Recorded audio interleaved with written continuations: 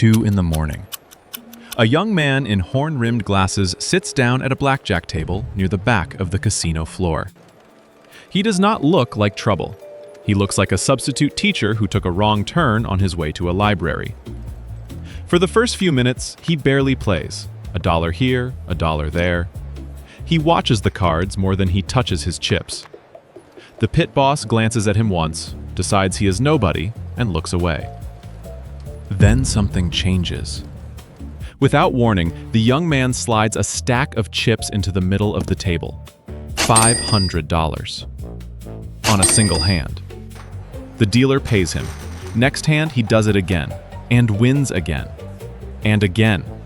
Within the hour, a camera in the ceiling has swung around to point straight down at the back of his skull. Here is the problem. He is not cheating.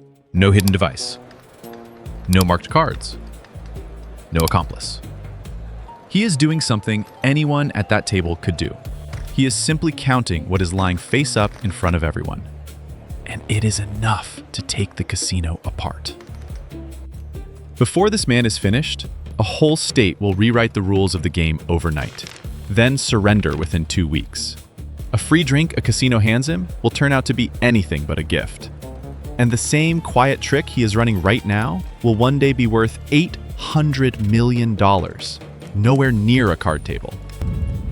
So how does a math teacher beat every casino in Nevada without breaking a single rule? His name is Edward Thorp, and in 1959, he is the least threatening man in America. He is in his mid-20s. He teaches mathematics. He wears the same kind of jacket every day and drives the kind of car you forget the moment it passes you. He has a PhD from UCLA and a new job at the Massachusetts Institute of Technology, which sounds impressive until you meet him and realize he would rather talk about probability than almost anything else on Earth. People like Thorp hear one sentence their whole lives. If you're so smart, why aren't you rich? He has heard it at dinner parties. He has heard it from men with less schooling and more money who assume the two things cancel out. Most professors smile and let it go. Thorp does not let it go. He files it away, the way he files everything away. And he waits. Because Thorp has noticed something. A year earlier, on a cheap Christmas trip to Las Vegas, he sat down at a blackjack table with a strategy some other mathematicians had worked out, expecting to lose slowly and go home. He did lose. But while he was losing, he saw something the whole room had missed. The other players thought each hand was its own private roll of the dice. Fresh luck, clean slate, every deal a brand new world. Thorp thought that was wrong. Then he thought he could prove it. So now it is late, and he is standing in a locked basement room at MIT in front of a machine the size of a small apartment. The IBM 704 weighs several tons. It hums, it runs hot. The military uses machines like this to calculate the flight paths of nuclear missiles. The cold arithmetic that decides where a warhead comes down. Thorp feeds it playing cards. Not real ones. He punches the values onto stacks of paper cards by hand, thousands of them, and feeds the problem into the machine one instruction at a time. He wants the computer to do something no human has the patience to do. He wants it to play out 34 million hands of blackjack and tell him what the odds truly are, deal by deal, as the deck slowly empties. No gambler in history has ever seen the game from that height. Thorp is about to. Night after night, the machine grinds through the numbers. It costs money to run, and it is meant for defense work, not card tricks. So he does most of it after dark, when no one is asking questions. And one night, the machine hands back an answer that should not exist. To everyone watching, the young man in the horn-rimmed glasses is a harmless academic, killing time with a card game. He is not. To understand what the machine told him, you have to understand what everyone in that era already knew for certain. You cannot beat the casino. Not over time. Not with a system. Ask anyone. Ask a professor. This is not superstition. It is engineering. A casino is not really a place where people gamble. It is a machine for turning other people's hope into concrete. Every game on the floor is tilted just slightly toward the house. Roulette, craps, the slot machines blinking along the walls. None of them are rigged in the crude sense. They don't have to be. They only need a small, permanent edge, a few cents on every dollar, and then they need one more thing: volume. Millions of bets, day and night, year after year. A tiny advantage, multiplied by an ocean of hands, is how you raise a skyline in the middle of a desert, where nothing should be able to grow. Blackjack looks like the exception. On paper, it is the fairest game in the building. You against the dealer, same cards, same target, get closer to 21 without going over. But the fairness is a costume. The player has to act first.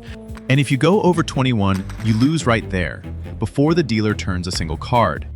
That one rule, hidden inside the good manners of the game, hands the house an edge of a few percent, as much as 5 against a careless player. Small. Quiet. Patient. And behind the arithmetic sits a belief so deep, almost no one has ever thought to poke it. Every gambler at that table believes each hand is a fresh start. The cards are shuffled, the past is wiped clean, the odds snap back to 0. What happened 3 hands ago is gone. Dead. Meaningless. Even the mathematicians who had studied the game assumed the same thing, and concluded, politely, that the house edge was a wall no one could climb. Multiply that small edge across a busy floor, and it is not small at all. It is payroll. It is the marble in the lobby. It is the reason the lights never go off. The house does not need to win every hand. It only needs the average, and it has spent decades making sure the average belongs to the house. That belief is the casino's true security system. Bigger than any lock. Bigger than any camera. But the cameras are there too. Above the blackjack tables, hidden in the ceiling, run narrow catwalks. Behind one-way mirrors, men with binoculars watch the green felt below. On the floor, pit bosses drift from table to table, reading faces, watching hands, trained to catch the one thing they are certain a winner must be doing: cheating. A marked card, a gadget up a sleeve, a dealer paid to feed him the right cards. Every layer of that defense, every guard and lens and mirror rests on a single assumption: that the only way to beat the house is to break the rules. It never occurs to a single one of them that a man might beat the house by following the rules perfectly, by using nothing but a number he keeps in his head. Because here is the small, fatal crack in the whole beautiful machine. The entire industry is built on the idea that the past does not matter, that a card once played is gone, that the deck has no memory. The pit bosses believe it, the mathematicians believe it, the men up in the catwalk believe it. Thorp does not. He has watched the machine play 34 million hands, and the machine has shown him the truth. When enough of the big cards have already come out, the edge quietly slides across the table and lands in the player's lap. The house has been giving that money away for years and never noticed because the house was sure the past was dead. He is not looking at the odds of one hand. He is looking at the memory of the deck. The answer the machine keeps handing back is so simple, it is almost insulting. Picture a bag with 52 apples inside.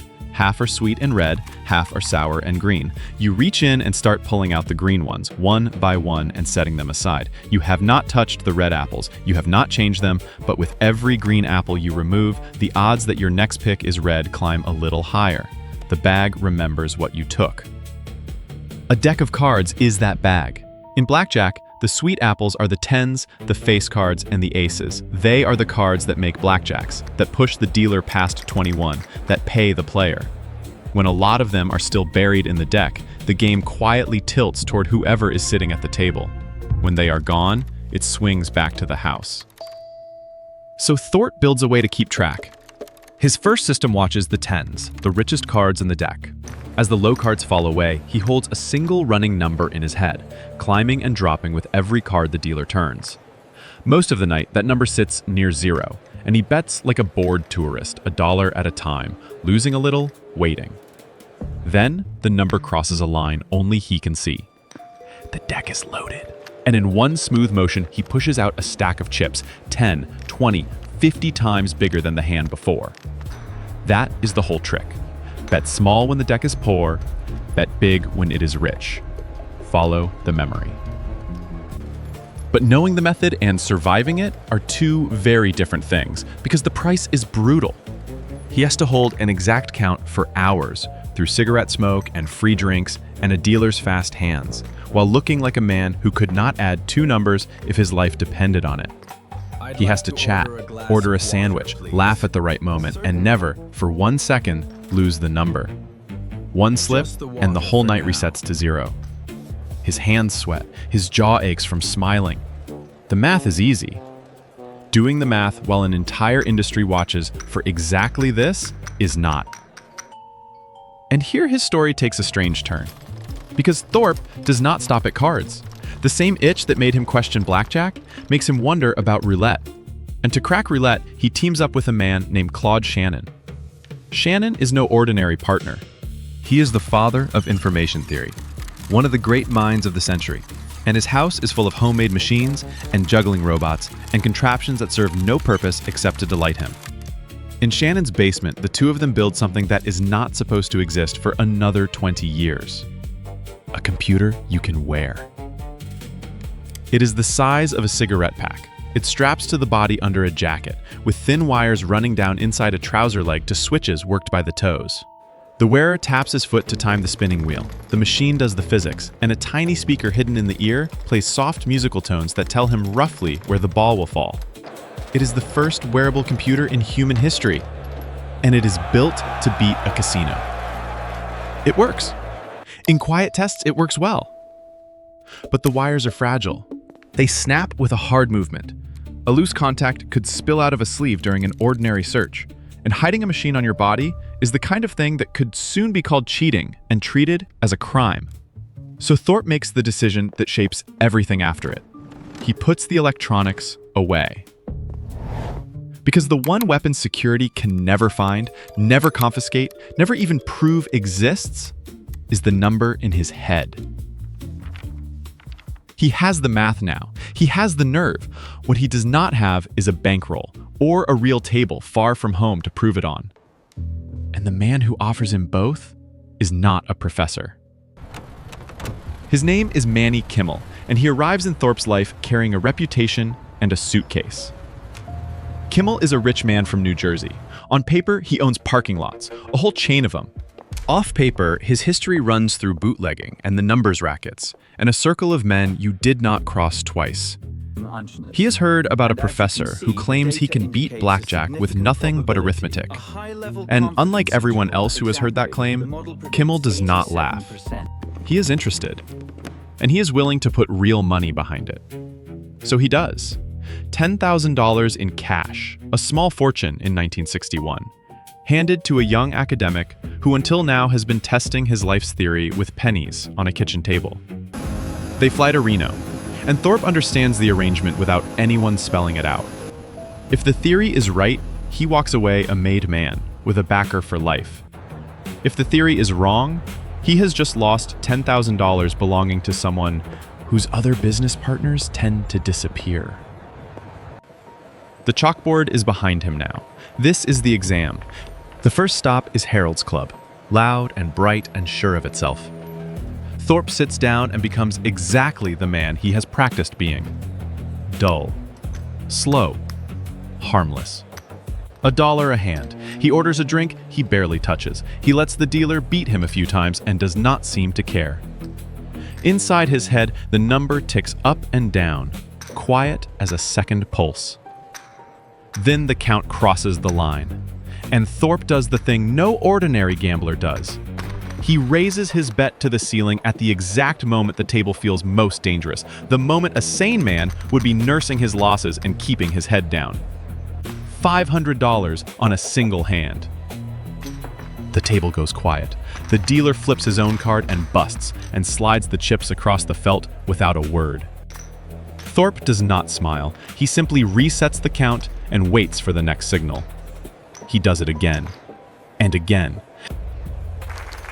The chips stack up in front of the quiet man, who obviously cannot be doing anything but riding a hot streak. By the end of the first weekend, $10,000 has become roughly $21,000. He has nearly doubled a mobster's money in 2 days, inside a building designed from the floor up to make exactly that impossible. And the building notices. The response is fast, and it is personal. Dealers who have stood at his table for an hour are suddenly pulled and swapped every few minutes. The cards, which used to run deep before a shuffle, are now shuffled after almost every single hand, an open effort to wipe the deck's memory before he can read it. The pit bosses stop pretending to look elsewhere. A loose ring of silent men forms at the edge of his vision and does not go away. Then a waitress sets down a coffee he never ordered. Here's a complimentary coffee on the house. He drinks it, and within minutes, the room turns soft at the edges. His thoughts slow down. The number in his head, the one thing he cannot afford to drop, starts slipping through his fingers. Thorp would later say he was certain the coffee had been spiked, dosed with something to break his concentration and end his run. He could never prove it, no one ever can, but he knows what his own body is telling him. And he knows what it means. The house has run out of legal ideas. He holds the count together just long enough to stand up with the money still his. But something in the room has shifted, and he can feel it on his skin. The polite fiction is finished. He is no longer a customer they are trying to outplay at a card game. The house had stopped playing cards. It had started playing him. For a while, the casinos have no idea what they are looking at. They pull the film. They watch the quiet man in the horn-rimmed glasses raise and lower his bets over and over, and they cannot find the tell. How did he do that? Gamblers are supposed to chase their losses and freeze on their wins. This man does the opposite, coldly, all night long, and it makes no sense to anyone trained to read a human face. So they do the only thing they know how to do. They grab him. They walk him off the floor and into a back room with a bare bulb and a hard chair. They make him empty his pockets, they take his jacket, they check the lining, the cuffs, the soles of his shoes. They are hunting for magnets, marked cards, a wire, a buzzer, a hidden radio, anything. There is nothing. No hidden device, no marked cards, no accomplice. There is a wallet, a little cash, and a man who does arithmetic in his head. And somehow, that is worse. Because if they cannot find the machine, then either he is a ghost or the machine is him. And neither answer is one a casino can throw in a cell. The paranoia turns inward. If the professor cannot be cheating alone, some of them decide, then the dealers must be in on it. Good employees are pulled aside and accused. Over a few weeks, casinos across Nevada suspend and fire staff they suddenly suspect of feeding him cards. They are tearing their own house apart, looking for a conspiracy that was never there. Thorp, meanwhile, adapts. If they know his face, he changes it. He grows a beard, then shaves it and wears a false one. He swaps his glasses, reshapes his hair, alters his walk, checks into hotels under names that are not his, and strolls into the pit as a loud, careless, wealthy tourist who could not count to 21 on his fingers. To fight back, the casinos hire private detectives. The detectives photograph him in secret and mail his face to pit bosses across the state. The first pages of the black books that will one day grow into a famous agency devoted to nothing but spotting men like him. Sit with what is happening here. An entire industry with its cameras and its catwalks and its hired eyes has mobilized against one mild math professor. Not because he lied, not because he cheated, but because he refused to lose. We can't stop him yet. They are not chasing a criminal. They are chasing a man who is simply too good at a game they invented. And when chasing him stops working, they reach for the last option they have left. They couldn't catch him, so they decided to change the game itself. On the 1st of April, 1964, players across Nevada sit down and discover the rules have changed overnight. The Nevada Resort Hotel Association has done something the industry has never done before. In one coordinated move, the casinos rewrite Blackjack itself. They restrict how you can split your pairs. They cut back when you are allowed to double your bet. They order the decks shuffled sooner, before anyone can read them. Every change is aimed at one man and the number in his head. It is a disaster. Because the new rules do not only punish Thorp, they punish everyone. The ordinary tourist who has never counted a card in his life sits down, feels the game turn cold and stingy, and gets right back up. Word travels fast. The tables empty out. In the great halls of Las Vegas and Reno, the blackjack pits, once the loudest corners of the floor, fall silent. For the first time anyone can remember, the house is bleeding money not because players are winning, but because there are no players at all. The panic reverses the panic. Within weeks, the association surrenders. It quietly repeals the new rules and puts the old game back exactly as it was, house edge and all. Because a beatable game full of customers is worth far more than an unbeatable game full of empty chairs. Sit with the size of that. One professor, alone in a room with a pencil and a stack of paper cards, had forced an entire industry to rewrite its oldest game for the whole world, and then forced it to change back. And his book, the one that spelled the whole method out in plain language for anyone to read, had by then handed the secret to a generation. The house would never completely own the game again. He had won. Completely. Which is exactly why Blackjack was starting to bore him. Because Thorp had already spotted something bigger. A stock market, he realized, is just a casino with better lighting. The same fear, the same greed, the same crowd convinced that each day is a fresh roll of the dice. Only here, the table is the size of the world, the decks are endless, and the money on the felt is counted in billions. In 1968, he sits down to a game of bridge with a young investor named Warren Buffett. Buffett comes away telling people this professor reads markets more clearly than almost anyone alive. A year later, Thorp launches one of the first true hedge funds and turns the same cold arithmetic loose on Wall Street, buying what is underpriced, selling what is overpriced, and pocketing the gap the way he once pocketed a rich deck. The fund runs for 19 years without a single losing year. And on the worst day in the history of the market, Black Monday in 1987, when prices fall 22% in one afternoon and fortunes vanish in hours, his fund barely flinches. The math holds, exactly as it held at the tables. The casinos of Nevada barred a quiet professor for life, certain they were protecting their money.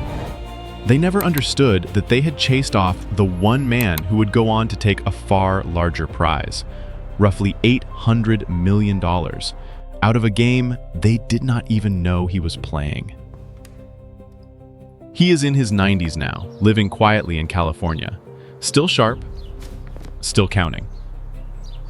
No hidden device, no marked card, no accomplice, just a man who understood that the deck remembers, that the past is never truly gone, and that the real reward for beating the system was never the pile of money. It was walking away, on his own terms, holding the one thing the house can never take back: his freedom.